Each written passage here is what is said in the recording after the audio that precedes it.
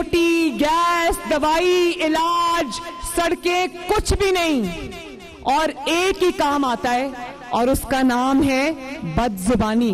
पाकिस्तान को आज जो बीमारी लाहक है उसका नाम है पाकिस्तान तहरीक-ए-इंसाफ। दुनिया में जो बीमारी आई जिसको कोविड-19 कहते हैं, पाकिस्तान में वो बीमारी 2018 में ही आ गई थी और वो मास्क पहनने से नहीं जाती, वो मास्क पहनने से नहीं जाएगी, वो उठा के बाहर फेंकने से जाएगी।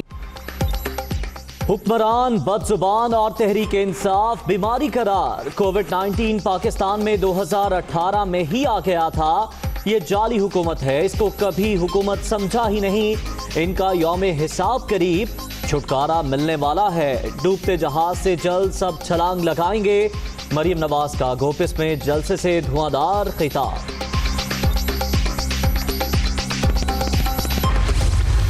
गिलगित बल्तिस्तान के अवाम का मुतालबा है कि उनको सूबा चाहिए। गिलगित बल्तिस्तान के अवाम का मुतालबा है कि उनको नेशनल असेंबली में, सेनेट में नुमाइंदगी चाहिए। इस सिलेक्टेड हुकूमत का 2 साल हो चुके हैं और मैं आपसे पूछना चाहता हूं कि इमरान खान ने 2 साल में आपके लिए क्या किया है? एक मंसूबा गिलगित बल्तिस्तान के अवाम के लिए नहीं किया। गिलगित बल्तिस्तान के साथ विफाक में भी हुकूमत बनाने का आज़म। सिलेक्टेड हुकूमत ने 2 साल में अवाम के लिए कुछ नहीं किया। तहरीक-ए-इंसाफ ने गिलगित बल्तिस्तान के लिए एक मंसूबा भी नहीं बनाया। नाअहल हुक्मरान लोगों से आखिरी निवाला भी छीनना चाहते हैं। नगर में बिलावल का खिताब।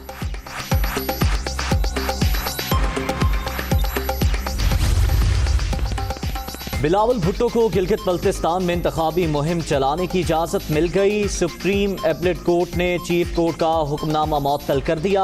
अदालत ने पीपी चेयरमैन समेत अरकान असेंबली और वज़रा को वापस जाने का हुक्म दिया था। खाता है तो लगाता है भी नहीं।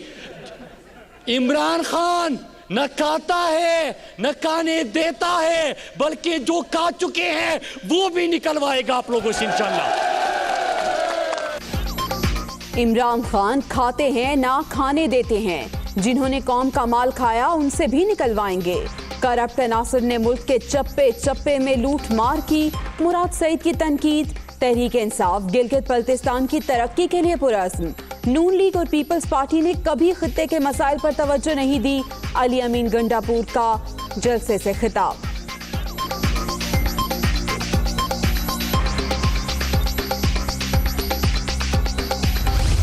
इलेक्शन के जलसों के अंदर जो लैंग्वेज मरियम नवाज़ इस्तेमाल कर रही हैं और हमारी क़यादत के ऊपर जिस तरह का जहर उगल रही हैं, मरियम बीबी आप भी ज़रा अपनी अदाओं पे गौर करें तो शायद अमीन गंडापुर साहब को ये कहने की ज़रूरत ना पड़ती। अमीन गंडापुर साहब के अल्फाज के चुनाव पे मुझे तहफ़्फ़ुज़ात हो सकते हैं, लेकिन उसके पीछे जो आइडियालॉजी है, जो उनका रद्द-ए-अमल है, वो मैं उनके साथ हूँ।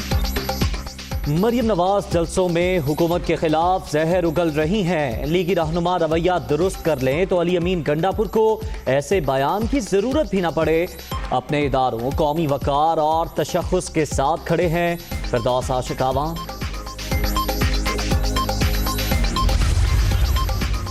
शहबाज शरीफ की कमर में तकलीफ बढ़ गई। डॉक्टर तक रसाई देने का मुतालबा। इमरान साहब जानबूझकर लीगी सदर की सेहत को नुकसान पहुंचा रहे हैं। ओछे हथकंडों से ऑपोजिशन ब्लैकमेल नहीं हो सकती। मरियम औरंगजेब।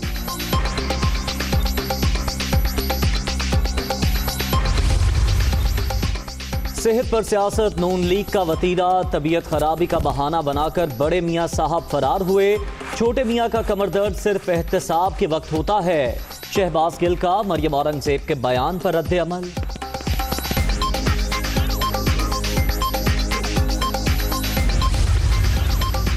कोरोना ने गिलगित बल्तिस्तान में इंतखाबी मुहिम चलाने वालों को टारगेट कर लिया।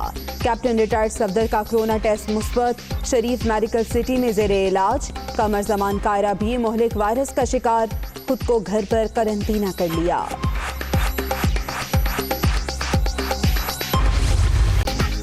कोरोना फिर आउट ऑफ कंट्रोल। मुल्क भर में मुस्बत केसेस की शरह 4.5% हो गई।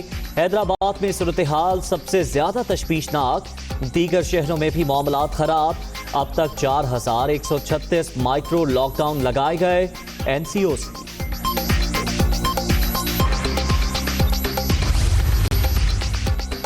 कोरोना ने खतरे की घंटी बजा दी। 24 घंटे में 1650 नए केसेस। अब तक 3,44,839 शहरी मुतासर। मोहलिक वायरस से मजीद 9 अमवात। तादाद 6,977 हो गई। मुल्क भर में एक्टिव केसेस की तादाद 18,981 हो गई। कोरोना की दूसरी लहर में तेजी। इस्लामाबाद इंतजामिया एक्टिव। ज्यादा केसेस रिपोर्ट होने पर 5 सेक्टर्स के मुतासरा इलाके सील। महकमे सेहत की टीमों ने मुख्तलिफ इलाकों में कोरोना टेस्ट का आगाज कर दिया।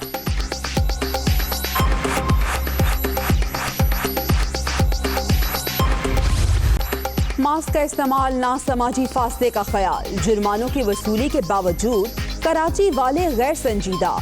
मार्केट्स में SOPs नजरअंदाज। किसी ने मास्क नहीं लगाया तो कोई घर भूल आया। शहरियों की फुल बहानेबाजी।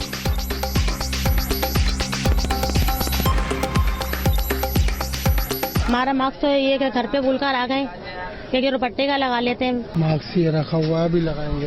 अभी माल लगाने के बाद लगाएंगे। मास्क है मेरे पास। सर्विसेज अस्पताल लाहौर में ज़ेरे इलाज चौधरी शुजात की तबीयत बेहतर। सदर आरिफ अलवी और शेख रशीद का परवेज इलाही को फोन। काफिले की रहनुमा की खैरियत दरियाफ्त की। चौधरी शुजात की जल्द सेहतयाबी के लिए नेक ख्वाहिशात का इजहार। राना सनाउल्लाह की जमानत मंसूख की जाए। नैब की मुतफरिक दरख्वास्त लाहौर हाई कोर्ट में 16 नवंबर को समाअत के लिए मुकर्रर। लीगी रहनुमा पर सबूतों और शवाहिद को नुकसान पहुंचाने का इल्जाम। राना सनाउल्लाह आमदन से जायद असासजात केस में 25 मार्च तक उबूरी जमानत पर हैं।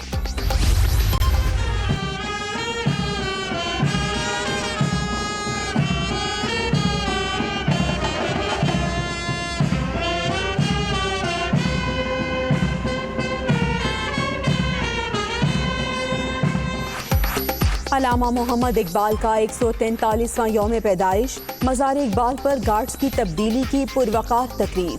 गवर्नर, वज़ीर आला पंजाब की हाजिरी। फातह ख्वानी, मुल्की सलामती और खुशहाली के लिए दुआएं। शायर मशकिल का कलाम आज भी नौजवान नस्ल के लिए मशअले राह।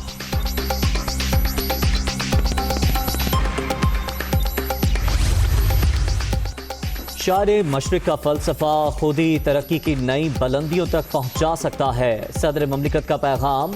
अल्लामा इकबाल के अफकार मुसलसल मुतासिर कुन और रहनुमाई फराहम कर रहे हैं। वज़ीर आज़म इमरान खान का यौम इकबाल पर हकीमुल उम्मत को खिराज अकीद। पाकिस्तान के जज्बा खैर सगाली की दुनिया मुतरफ। करतारपुर राहदारी खुलने का 1 साल मुकम्मल। नारोवाल में पुरवकार तकरीब का एहतमाम। पाकिस्तान समेत दुनिया भर से हजारों सिख यात्रियों की आमद।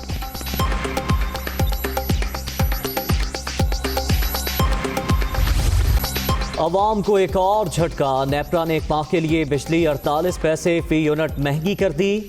कीमत में इजाफा अगस्त के फ्यूल प्राइस एडजस्टमेंट की मद में किया गया। सारिफीन पर 5 अरब रुपए से जायद का बोझ पड़ेगा।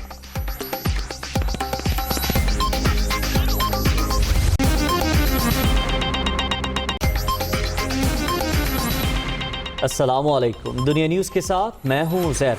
मैं जवेरिया जैद। हेडलाइंस आपने जानी, हाजिर होंगे इस ब्रेक के बाद। बुलेटिन के आगाज में आपको बताएं कि कुलभूषण यादव के लिए कानूनी नुमाइंदा मुकर्रर करने से मुताल्लिक दरख्वास्त दी गई। अगर भारत को तहफ़्फ़ुज़ात हैं तो अदालत से रुजू कर सकता है। इस्लामाबाद हाई कोर्ट की जानिब से कहा गया है। बताया गया कि पाकिस्तान और भारत में मामले पर राबते होते रहे हैं। भारत वकील के जरिए इस अदालती कार्रवाई का हिस्सा बन सकती है। अटॉर्नी जनरल की जानिब से ये इस्तफसार किया गया। मजीद जान लेंगे। आमिर सईद अब्बासी हमारे साथ मौजूद हैं। आमिर, बताइएगा अदालत में क्या हुआ? देखिए, आज इस्लामाबाद हाई कोर्ट के 3 रुकनी बेंच जिसमें chief justice Islamabad high court में सदारत कर रहे थे और कुलभूषण यादव के लिए कानूनी नुमाइंदा मुकर्रर करने की दरख्वास्त पर समाअत हुई थी। इस मौके पर आज जब समाअत शुरू हुई तो attorney general for Pakistan Khalid Javed Khan अदालत में पेश हुए और उन्होंने बताया कि इस हवाले से भारत जानबूझकर अदालती कार्रवाई का हिस्सा नहीं बन रहा और ये बताया गया कि हम सब आलमी अदालत इंसाफ के फैसले पर अमल दरामद की भरपूर कोशिश कर रहे हैं और पाकिस्तान इसमें अहम किरदार अदा कर रहा है और बाकायदा तौर पर इस्लामाबाद हाईकोर्ट में दरखास्त दायर की गई है।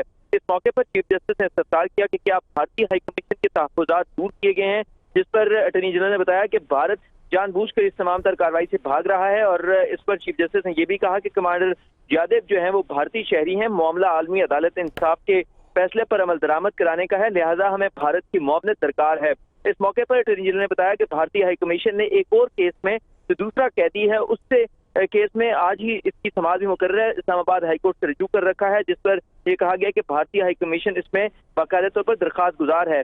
अब अदालत ने एक और मौका दे दिया है भारत को इस हवाले से रजू करके और भारत इसमें पार्टी बन सकता है और बाकायदा तौर पर पैरवी कर सकता है, इसका मौका दे दिया है अदालत ने और समाअत 1 दिसंबर तक मुलतवी कर दी है। दूसरे केस में जो दूसरे कैदी की रिहाई के भारतीय हाई कमीशन की दरखास्त थी उसमें भारतीय हाई कमीशन के वकील हैं बैरिस्टर शाहनवाज नून, अदालत में पेश हुए, ने कहा कि मैं भारतीय सफारतखाने की नुमाइंदगी कर रहा हूं, लेकिन अटॉर्नी जनरल ऑफिस से दस्तावेजात इकट्ठी करने के लिए कहा